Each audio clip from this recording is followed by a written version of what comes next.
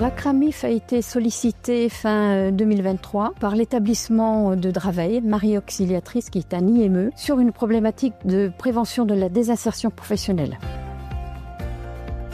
Ce que nous avons proposé à la direction générale, c'est de sensibiliser la direction générale et de former l'ensemble des directeurs à la prévention et aussi de les accompagner dans l'avancement de leur démarche de prévention.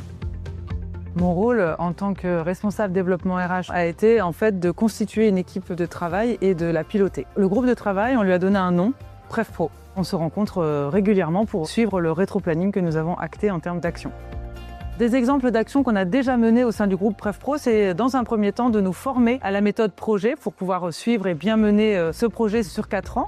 On a également déjà organisé des audits auprès des établissements sur leurs risques professionnels.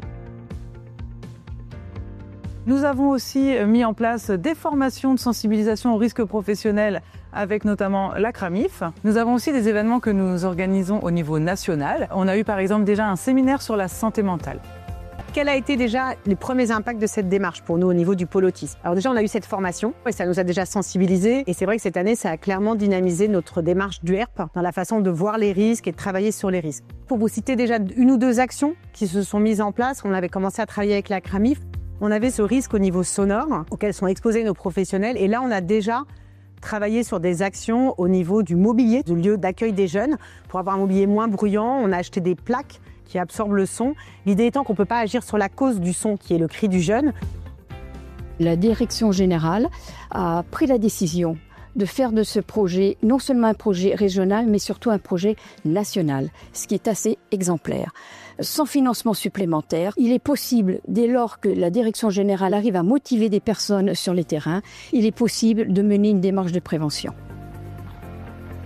Le groupe PrevPro travaille notamment avec la CRAMIF en Ile-de-France, mais évidemment en région avec les CARSAT. Soit c'est à la demande de l'établissement, soit c'est un conseil venant des CARSAT. Nous avons différents programmes qui sont lancés en établissement, notamment des programmes sur les troubles musculo-squelettiques, qu'on appelle TMS Pro, ou encore des programmes sur les RPS, les risques psychosociaux, ou enfin des programmes sur la désinsertion professionnelle.